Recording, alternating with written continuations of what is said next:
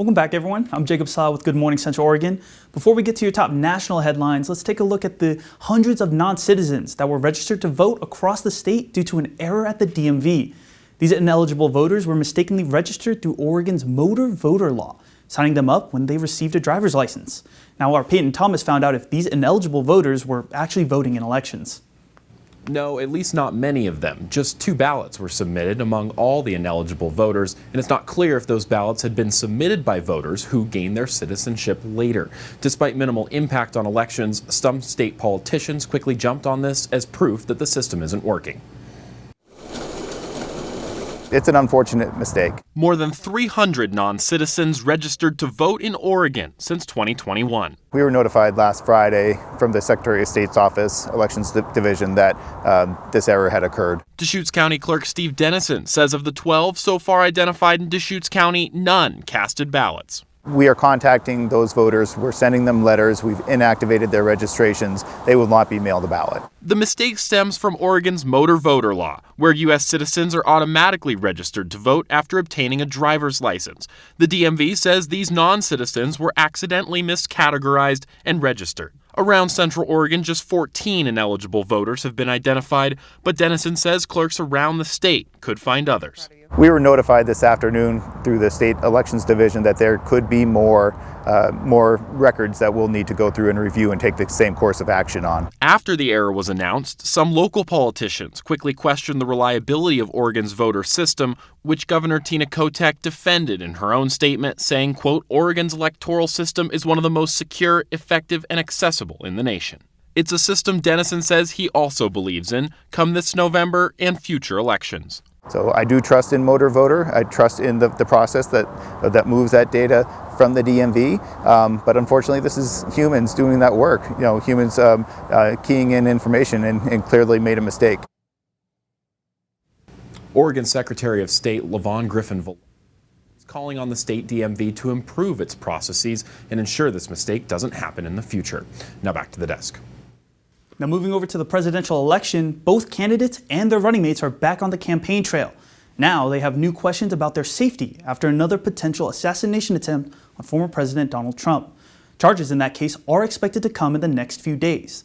Christian Cordero has the latest.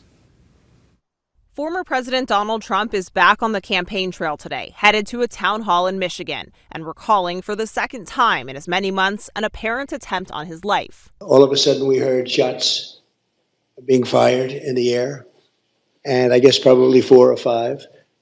And it sounded like bullets, but what do I know about that? But Secret Service knew immediately it was bullets. And they grabbed me. Federal investigators say 53-year-old Ryan Ruth was hiding in the hedges near Trump's West Palm Beach Golf Club for approximately 12 hours. An agent walking ahead of the former president spotted the barrel of what was later described as a loaded semi-automatic rifle with a scope. The agent opened fire. Routh fled in his black SUV, then was arrested less than an hour later. Today, both presidential candidates and their running mates are back campaigning, reaching 6 states total. This is a very difficult environment to navigate. The candidates want to get out and touch people, but we have a situation now where we have a threat matrix that is unprecedented. Trump and his running mate J.D. Vance are placing blame on Democrats while offering no remorse on Republicans' rhetoric. The big difference between conservatives and liberals is that no one has tried to kill Kamala Harris in the last couple of months, and 2 people now have tried to kill Donald Trump in the last couple of months. President Joe Biden and Vice President Kamala Harris have both condemned the violence. Biden already called for increased security after the first attempt in Butler, saying the Secret Service should have whatever it needs from Congress and the White House. America suffered too many times the tragedy of an assassin's bullet. We must do everything we can to prevent it and never give it any oxygen. Investigators are combing through Ruth's long rap sheet and online footprint, looking into whether Ruth took issue with Trump's positions on the war in Ukraine. Christian Cordero, Washington. The former lead engineer for the Titan submersible that resulted in the death of 5 people testified in front of the Coast Guard's Marine Board of Investigation yesterday. Tony Nissen told the board he felt pressured by OceanGate co-founder Stockton Rush to get the submersible in the water.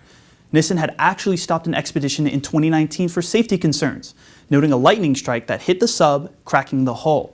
He was later fired that same year.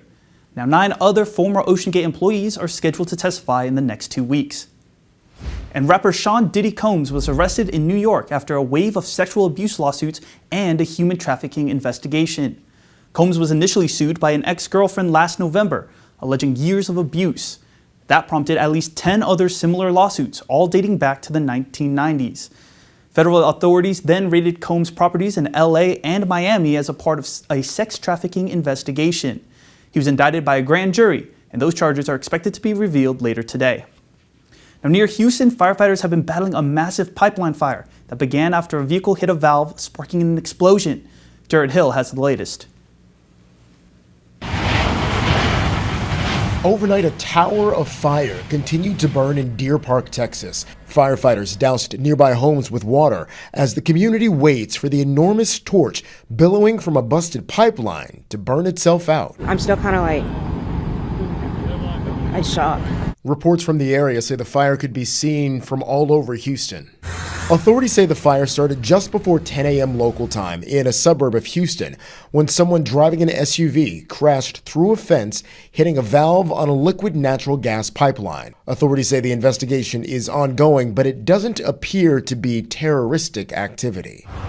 The heat so strong it warped the siding on nearby homes. I'm just trying to survive right now. This house among the 1,000 initially evacuated. This is something we hope would never happen. The pipeline has been shut off, but so much fuel remained in the miles of tubing, residents and authorities could do little more than wait. The fire is it's very hot, so a lot of the house structures that are adjacent to that are still catching on fire, even though we're putting a lot of water on them to try to control that. The Houston area is one of the nation's largest petrochemical hubs.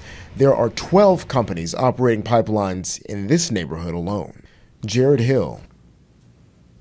And hey, if you want to find out more about these stories, as well as other local, regional, or national news, you can visit our website, that's centraloregondaily.com, or you can even watch us live and take your news on the go with the Central Oregon Daily News app, available right now on the App Store and Google Play Store. We'll be right back with a look at the weather in just a bit.